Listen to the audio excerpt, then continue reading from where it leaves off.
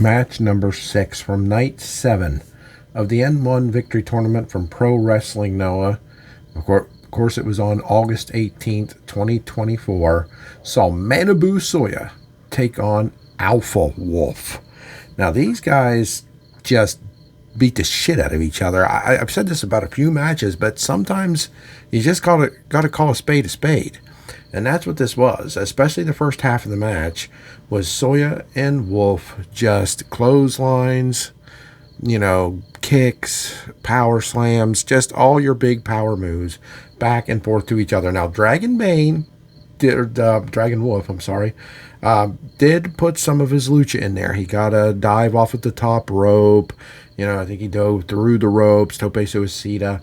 He threw his lucha in there. But generally, other than a move here or there, a luchador flying move, not many.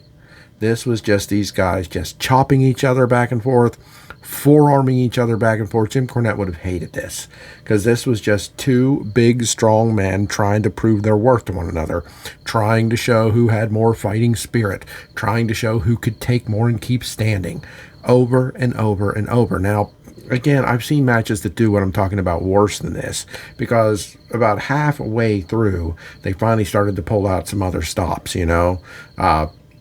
Dragon Wolf started to, or Alpha Wolf, I'm sorry, I keep messing these guys' names up. There's two wolves, the two brothers. I apologize. Alpha Wolf really started to work on the outside of the ring a little bit. They started biting each other. You know how Alpha Wolf bites the fingers of his opponent sometimes? Well, Manabu Soya paid him back by biting his fingers. Sounds silly, but it wasn't. I mean, if someone's going to bite you and you can't get him to release, well, you just do what you got to do and bite him back. Sort of like when you're punishing a toddler, I guess. Some people will resort to that. I'm not advocating for that, but I've heard of it. But no, these two really fought each other very well. It looked like Alpha Wolf stood a good chance of winning this, but Manabu Soya absorbed a whole lot of punishment toward the end of this and just stood back up and yelled at the top of his lungs and delivered one of his clotheslines, delivered his Death Valley driver, and then a jumping DDT. He knew he had to come up with a lot of strong offense to take out Alpha Wolf. That was the story. That was the message of this match. Alpha Wolf could withstand a power battle with Manabu Soya. He could withstand the clotheslines. He could withstand the chops and the punches and the kicks.